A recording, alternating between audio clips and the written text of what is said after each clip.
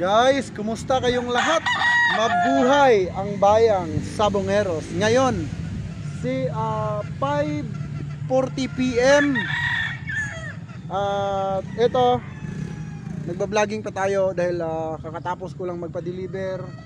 So, shout out doon sa buyers natin from Zambales.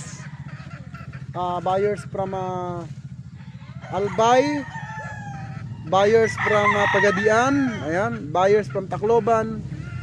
So sobrang dami, hindi ko na kayo maisa-isa. Maraming salamat sa support sa JTP Gig Farm.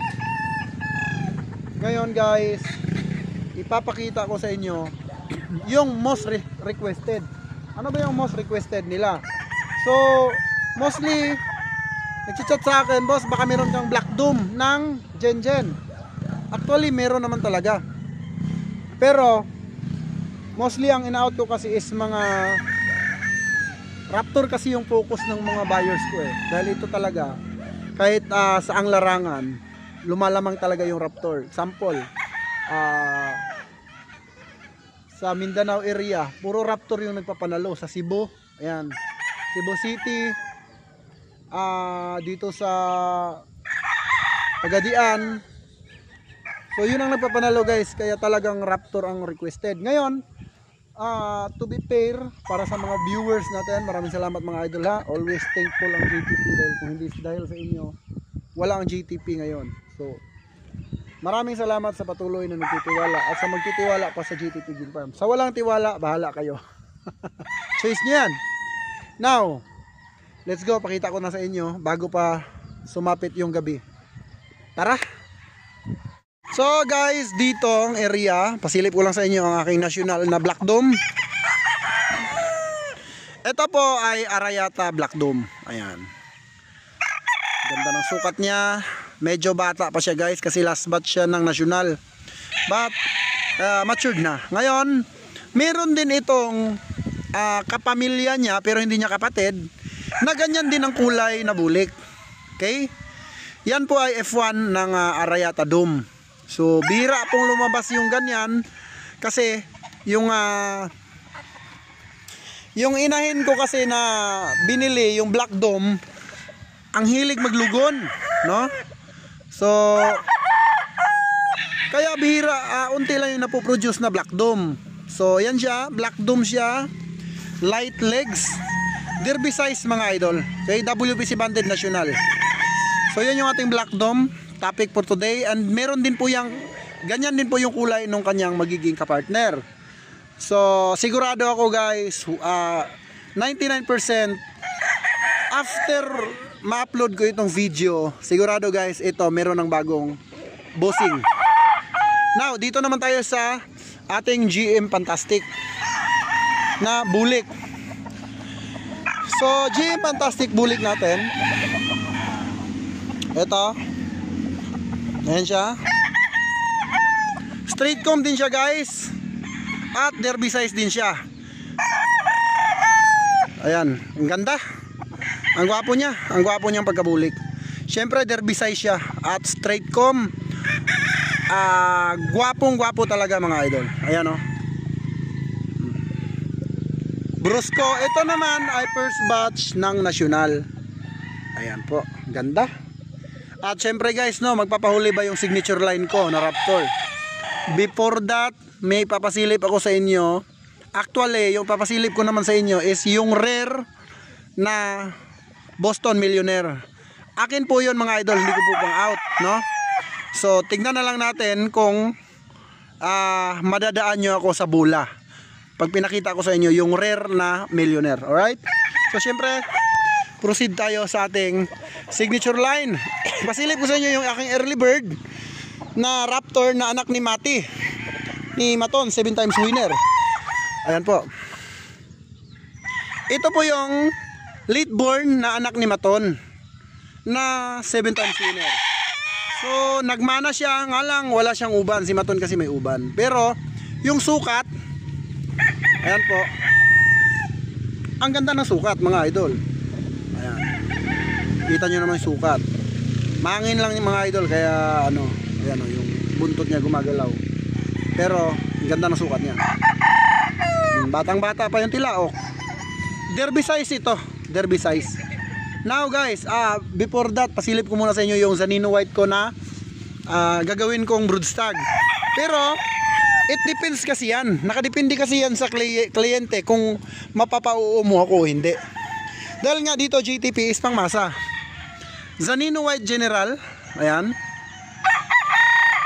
So yung kapatid nito mga idol, 2 times winner. 2 times winner na yung kapatid niya.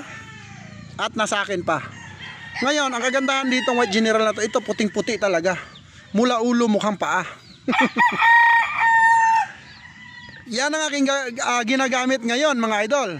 Then syempre, it depends nga yan sa client. Kung kaya mo akong paamuhin, kung kaya mo akong bulahin, ako naman ay maayos kausap at mabait kausap. Depende na lang yun sa pag-uusap.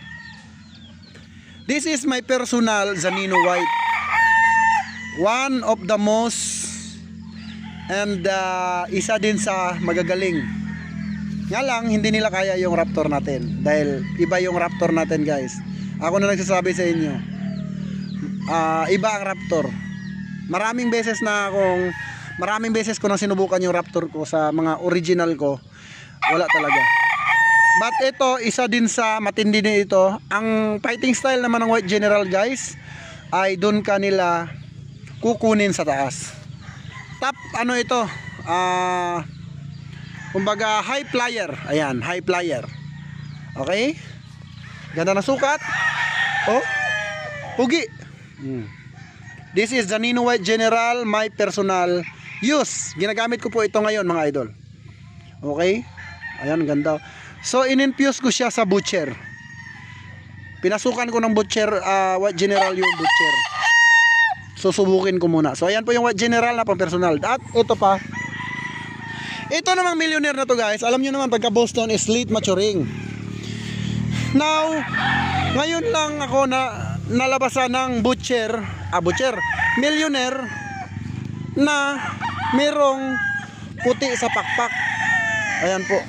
Mapapansin nyo.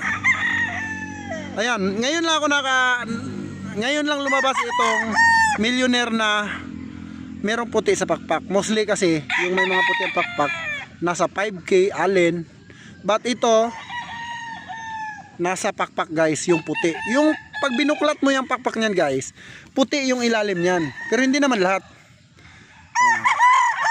Hindi pa siya matured guys ha. Hindi pa siya fully matured, batang-bata pa yan. Kasi last batch ng ano yan.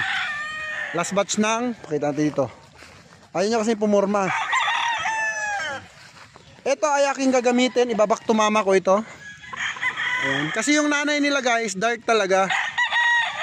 Ngayon, nagulat ako, lumabas ganito. Tapos nung nakita ko yung laro, kasi nakipag-anuhan to sa kanyang kapatid eh. Ito naman yung kapatid niyang millionaire. Ito naman ay, ayan. Ayan po yung kapatid niya. Late bird din, late born. So 6 months old lang guys. Ayan yung kapatid niya. So iba ang itsura no. Gwapo ito. Pero mas tipo ko yung isa kasi late maturing. Andun talaga yung power ng late maturing. So yun lang ating vlog for today mga idol. Maraming salamat. God bless you all. Ay ito pa pala. Wait lang. Itong ating RRZN White Cross mga idol. Ayan. Yan po yung itsura ng White Cross. Puti na itim yung buntot.